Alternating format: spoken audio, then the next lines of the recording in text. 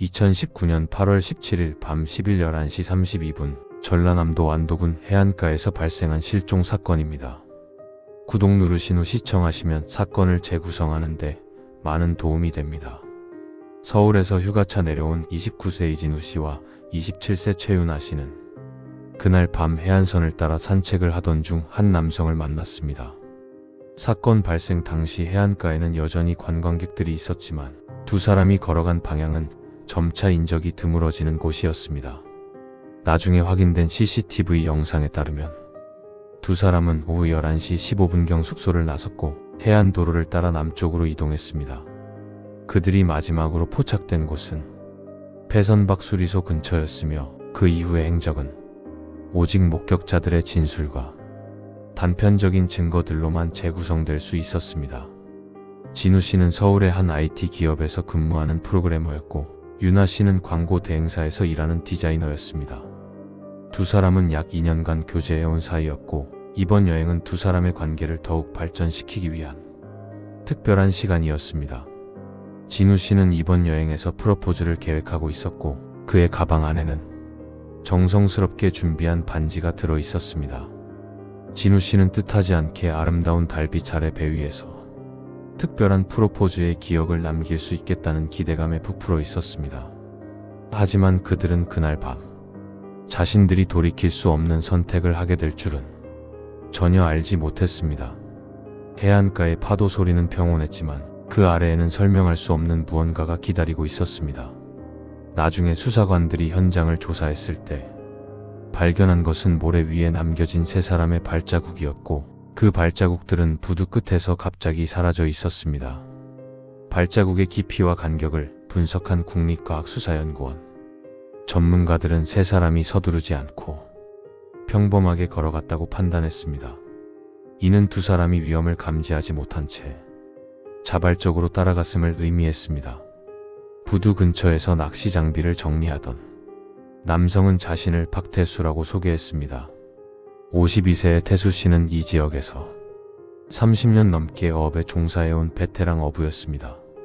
그는 두 사람에게 다가와 친근하게 말을 걸었지만 나중에 수사 과정에서 밝혀진 바에 따르면 그의 신상에는 여러 의문점들이 있었습니다. 태수 씨는 과거 폭행 전과가 있었고 5년 전에는 음주운전으로 면허가 취소된 적도 있었습니다.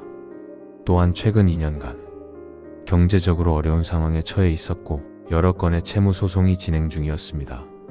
태수 씨는 배에서 보는 야경이 육지에서 보는 것보다 훨씬 아름답다며 20분 정도만 바다에 나갔다 오자고 제안했습니다. 그는 특히 이 시간대에 보는 해안 불빛이 환상적이라고 강조했습니다. 진우 씨는 처음에는 거절하려 했지만 태수 씨가 이 바다를 너무나 잘 알고 있으며 안전하다고 거듭 강조하자 마음이 흔들렸습니다. 태수 씨는 자신이 이 바다에서 수천 번도 넘게 조업을 했고 눈을 감고도 항해할 수 있을 정도라고 장담했습니다. 윤아 씨는 불안한 기색을 보였고 진우 씨의 옷자락을 잡아당기며 가지 말자는 신호를 보냈지만 특별한 프로포즈를 해주고 싶었던 진우 씨는 괜찮다고 설득했습니다. 결국 두 사람은 태수 씨를 따라 부두로 향했습니다. 나중에 주변 상가주인 김정희의 증언에 따르면 그날 밤 11시 40분경 세 사람이 부두 쪽으로 걸어가는 모습이 목격되었습니다. 정희 씨는 그때 뭔가 이상한 느낌을 받았다고 진술했습니다. 특히 태수 씨의 걸음걸이가 평소와 달리 빨랐고 두 젊은 사람들이 약간 망설이는 듯한 모습이었다고 기억했습니다. 하지만 당시에는 그저 관광객들을 배에 태워주는 흔한 일이라고 생각했고 특별히 신경 쓰지 않았다고 말했습니다. 태수 씨는 앞장서서 걸어갔고 두 사람은 그를 따랐으며 그들의 뒷모습이 어둠 속으로 사라지는 것이 마지막 목격이었습니다. 부두의 가로등은 절반 이상이 고장난 상태였고 그 어둠 속에서 세 사람의 실루엣만이 희미하게 보였습니다. 태수 씨의 어선은 부두 끝에 정박되어 있었습니다. 배는 15톤급 소형 어선이었습니다. 선체는 낡았고 여러 곳에 수리한 흔적들이 있었지만 엔진만큼은 예상외로 강력했습니다. 나중에 확인된 바에 따르면 태수 씨는 3개월 전 엔진을 새 것으로 교체했는데 그가 당시 처한 경제적 상황을 고려하면 설명하기 어려운 지출이었습니다. 태수 씨는 밧줄을 풀며 두 사람에게 갑판으로 올라오라고 지시했습니다. 그의 목소리는 여전히 친절했지만 어딘가 기계적인 느낌이 있었습니다. 진우 씨가 먼저 올라탔고 유나 씨의 손을 잡아 끌어올렸습니다. 배는 그들의 무게로 약간 기울었다가 다시 평형을 찾았습니다.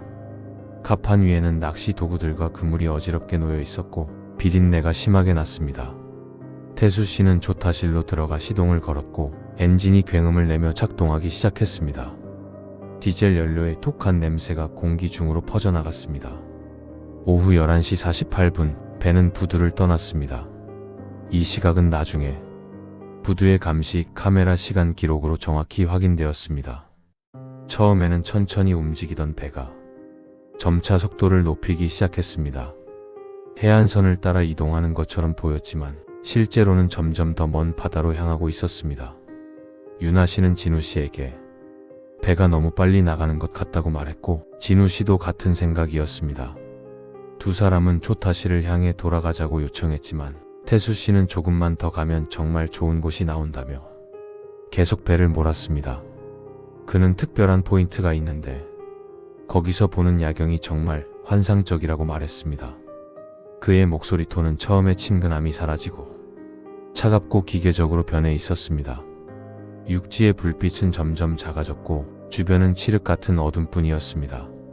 파도 소리와 엔진 소리만이 밤의 정적을 가르고 있었고 두 사람의 불안감은 점점 커져갔습니다. 배가 출항한 지 15분쯤 지났을 때 진우 씨는 자신의 휴대전화를 꺼내 확인했습니다. 신호가 하나도 잡히지 않았습니다. 유나 씨의 전화도 마찬가지였습니다. 그들은 그때서야 자신들이 통신이 두절된 해역으로 들어왔다는 것을 깨달았습니다. 진우 씨는 목소리를 높여 태수 씨에게 즉시 돌아가자고 요구했습니다. 하지만 태수 씨는 대답하지 않았고 배는 계속해서 더 깊은 바다로 나아갔습니다. 육지의 불빛은 이제 거의 보이지 않았고 사방은 검은 바다뿐이었습니다. 나중에 해양경찰의 조사에 따르면 이 시각 배는 육지로부터 약 8km 떨어진 지점에 있었으며 이 해역은 조류가 복잡하고 수심이 깊은 것으로 알려져 있었습니다. 특히 이 지역은 과거에도 여러 차례 해양사고가 발생했던 곳이었고 지역 어부들 사이에서는 위험한 해역으로 알려져 있었습니다. 유나 씨는 공포를 느끼기 시작했고 진우 씨의 팔을 꽉 붙잡았습니다. 그녀의 손은 차갑게 식어 있었고 온몸이 떨리고 있었습니다. 진우 씨는 조타실로 다가가려 했지만 갑판과 조타실 사이의 문이 안쪽에서 잠겨 있었습니다. 그는 문을 두드리며 소리쳤지만 태수 씨는 아무런 반응도 보이지 않았습니다. 조타실 안에 희미한 불빛을 통해 태수 씨의 뒷모습이 보였지만 그는 꿈쩍도 하지 않았습니다. 배의 엔진 소리만이 밤의 정적을 가르며 울려 퍼졌습니다. 파도는 점점 거칠어졌고 배는 좌우로 심하게 흔들리기 시작했습니다. 두 사람은 난간을 붙잡고 버텼지만 상황은 점점 더 통제 불가능해져 가고 있었습니다. 진우 씨는 비상시 사용할 수 있는 것이 없는지 갑판을 살펴보았지만 구명조끼나 비상 신호탄 같은 것은 보이지 않았습니다. 배는 계속해서 깊은 바다로 향했고 두 사람은 자신들이 정말 위험한 상황에 처했다는 것을 깨닫기 시작했습니다. 자정을 넘긴 시각, 배는 항해 기록이 남지 않는 해역에서 멈춰 섰습니다. 엔진이 꺼지고 갑자기 찾아온 정적이 더욱 섬뜩했습니다. 파도가 배를 때리는 소리와 밤바람 소리만이 들렸습니다. 태수 씨는 조타실에서 나와 갑판으로 걸어왔습니다. 그의 표정은 어둠 속에서도 이상하게 굳어 있었습니다. 진우 씨는 그에게 대체 무슨 짓이냐고 따졌지만 태수 씨는 아무 말도 하지 않았습니다. 그는 갑판 한쪽에 놓여있던 도구 상자로 다가갔습니다. 유나 씨는 비명을 지르려 했지만 공포로 인해 목소리가 제대로 나오지 않았습니다. 정확히 그 순간 무슨 일이 벌어졌는지는 아무도 모릅니다. 두 사람과 태수 씨 사이에 무슨 일이 있었는지, 어떤 대화가 오갔는지, 어떤 상황이 전개되었는지는 영원히 밝혀지지 않을 비밀로 남았습니다. 나중에 근처 해역을 지나던 다른 어선의 선원 45세 김영호 씨가 해양경찰에 제공한 진술에 따르면 새벽 12시 30분경 약 200m 떨어진 곳에서 어선 한 척을 목격했다고 합니다. 영호 씨는 당시 자신의 배에서 야간 조업을 하고 있었고 주변을 살피던 중 다른 배의 존재를 인지했습니다. 그는 배 위에 사람의 실루엣이 3개 있는 것을 분명히 봤다고 진술했습니다. 그런데 몇 분 후 다시 그쪽을 봤을 때는 실루엣이 2개만 보였다고 했습니다. 영호 씨는 그때는 착각이라고 생각했고 자신의 조업에 집중했기 때문에 더 이상 신경 쓰지 않았다고 말했습니다. 하지만 나중에 실종 사건 소식을 들었을 때 그날 밤의 기억이 선명하게 떠올랐고 자신이 목격한 것이 혹시 그 사건과 관련이 있을지도 모른다는 생각에 신고했습니다. 해양경찰은 영호 씨의 증언을 바탕으로 해당 해역을 집중 수색했지만 아무것도 발견하지 못했습니다. 바닷물은 모든 증거를 삼켜버린 것처럼 보였습니다. 2019년 8월 18일 오전 7시 진우 씨의 어머니 예숙 씨가 완도경찰서에 실종 신고를 접수했습니다. 아들과 그의 여자친구가 전날 밤부터 연락이 두절되었고 숙소에도 돌아오지 않았다는 내용이었습니다. 진우의 어머니는 전날 밤 11시 30분경 아들에게 전화를 걸었지만 받지 않았고 그 이후로 계속 연락이 되지 않아 불안했다고 진술했습니다. 경찰은 즉시 해양경찰과 합동으로 수색에 착수했습니다. CCTV 영상 분석 결과 2사람이 마지막으로 포착된 장소는 부두 근처였고 그들이 한 남성과 함께 있었던 정황이 드러났습니다. 경찰은 부두에 정박되어 있던 어선들을 조사하기 시작했고 박태수 씨의 어선이 전날 밤 출항했다가 새벽 4시경 귀향한 사실을 확인했습니다. 부두 관리인의 진술에 따르면 태수 씨의 배가 돌아왔을 때 그의 행동이 평소와 달랐다고 합니다. 보통은 배를 정리하고 장비를 손질하는데 그날은 서둘러 배에서 내려 집으로 돌아갔다는 것입니다. 오전 9시 경찰은 태수 씨의 자택을 방문했습니다. 태수 씨는 집에 있었고 경찰의 질문에 침착하게 대응했습니다. 그는 전날 밤 2 젊은 남녀를 배에 태웠던 것은 사실이라고 인정했습니다. 하지만 그들은 약 30분간 바다 구경을 하고 스스로 내렸다고 주장했습니다. 어디서 내렸냐는 질문에 태수 씨는 부두에서 약 2km 떨어진 소형 선착장이라고 답했습니다. 왜 원래 출발했던 부두가 아닌 다른 곳에 내려줬냐는 질문에는 그들이 그쪽으로 가달라고 요청했다고 말했습니다. 그들이 숙소가 그쪽 방향이라고 했다는 것입니다. 경찰은 태수 씨가 언급한 선착장을 조사했지만 그곳에서 2사람이 내렸다는 증거는 전혀 발견되지 않았습니다. 선착장의 관리인 박종수 씨도 그날 밤 어떤 배도 접안하지 않았다고 증언했습니다. 종수 씨는 매일 밤 선착장을 점검하는 것이 일과였고 그날 밤에도 자정쯤 순찰을 했는데 아무 배도 없었다고 확언했습니다. 해양경찰은 대규모 수색 작전을 펼쳤습니다. 헬리콥터와 경비정을 동원해 완도 해역 전체를 샅샅이 수색했지만 2사람의 흔적은 어디에서도 발견되지 않았습니다. 잠수사들이 투입되어 해저 수색도 진행되었으나 결과는 마찬가지였습니다. 수색 범위는 점차 넓어져 인근 해역까지 확대되었지만 옷가지 하나, 소지품 하나 발견되지 않았습니다. 태수 씨는 경찰서로 소환되어 조사를 받았습니다. 그의 진술은 계속해서 변했습니다. 처음에는 부두에서 2km 떨어진 곳에 내려줬다고 했다가 나중에는 부두 근처에 내려줬다고 말을 바꿨습니다. 그러다가 다시 처음 진술로 돌아가기를 반복했습니다. 항해 시간에 대해서도 처음에는 30분이라고 했다가 GPS 기록과 연료 소비량을 확인한 경찰이 추궁하자 1시간 정도였던 것 같다고 진술을 번복했습니다. 배의 정확한 항로를 추적하기 위해 해양 전문가들이 투입되었습니다. 배에 설치된 간이 GPS 장치의 기록을 분석한 결과 배는 출항 후 육지에서 약 8km 떨어진 해역까지 갔다가 돌아온 것으로 나타났습니다.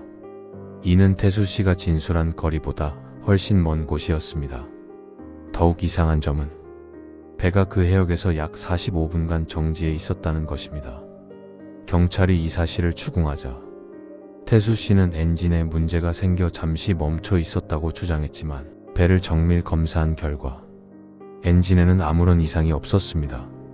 엔진 전문가의 감정 결과 엔진은 최근에 교체된 신품이었고 완벽하게 작동하고 있었습니다. 연료 소비량도 의문이었습니다.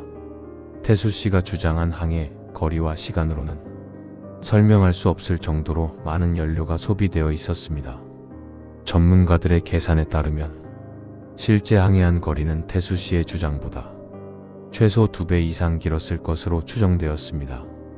경찰은 태수 씨를 거짓말 탐지기 검사에 회부했지만 그는 건강상의 이유를 들어 거부했습니다. 사건 발생 3개월이 지났지만 사랑하는 연인에게 특별한 프로포즈를 해주려 했던 진우 씨와 행복할 일만 남았던 유나 씨는 끝내 발견되지 않았습니다. 태수 씨는 증거 불충분으로 기소되지 않았고 사건은 미제 사건으로 분류되었습니다. 검찰은 정황상 의심스러운 점이 많지만 결정적인 물증이 없어 기소를 포기할 수밖에 없었다고 밝혔습니다. 그에 어선은 압수되어 국립과학수사연구원의 정밀 감식을 받았지만 결정적인 증거는 나오지 않았습니다. 갑판에서 미세한 혈흔이 발견되었으나 양이 너무 적어 DNA 분석이 불가능했습니다. 또한 그 혈흔이 언제 묻은 것인지도 특정할 수 없었습니다. 조타실과 갑판 곳곳에서 지문이 채취되었지만 태수 씨와 다른 여러 사람들의 지문이 뒤섞여 있어 특정인을 지목할 수 없었습니다. 두 사람의 가족들은 지금도 진실을 밝히기 위해 노력하고 있습니다. 혜숙 씨는 매주 완도를 찾아 바다를 바라보며 아들을 기다리고 있습니다. 그녀는 아들이 살아 돌아올 것이라는 희망을 버리지 않고 있으며 바닷가를 걸으며 아들의 이름을 부릅니다. 유나 씨의 아버지 최동훈 씨는 사건 재조사를 요청하는 청원을 계속하고 있지만 새로운 증거가 나오지 않는 한 수사 재개는 어렵다는 답변만 돌아올 뿐입니다. 동훈 씨는 변호사를 선임해 민사소송도 준비했지만 명확한 증거가 없어 소송도 쉽지 않은 상황입니다. 완도 주민들은 그 사건 이후 태수 씨를 피하기 시작했고 그는 결국 마을을 떠났습니다. 그가 현재 어디에 있는지는 아무도 모릅니다. 일부에서는 그가 전남의 다른 지역으로 이주했다는 소문도 있지만 확인되지 않았습니다. 부두 끝에는 여전히 낡은 밧줄들이 흔들리고 있고 밤이 되면 파도 소리만이 정막을 채웁니다. 지역 어부들은 그 해역을 지날 때마다 묘한 기분을 느낀다고 말합니다. 어떤 이들은 그곳에서 이상한 소리를 들었다고 주장하기도 하고 밤에 배를 타고 지나가면 섬뜩한 기운이 느껴진다고 합니다. 2019년 8월 17일 밤 그 검은 바다는 분명 무언가를 삼켰고 그 비밀은 아직도 깊은 수면 아래 잠들어 있습니다. 사건 파일은 완도경찰서 미제 사건 보관함에 보관되어 있으며 언젠가 진실이 밝혀지기를 기다리고 있습니다. 해양경찰 관계자는 바다는 모든 증거를 삼켜버릴 수 있는 곳이라며 이런 사건일수록 초기 대응이 중요한데 신고가 늦어진 것이 아쉽다고 말했습니다. 두 가족은 지금도 바다를 바라보며 기적을 기다리고 있지만 시간이 흐를수록 그 희망은 점점 희미해져 가고 있습니다.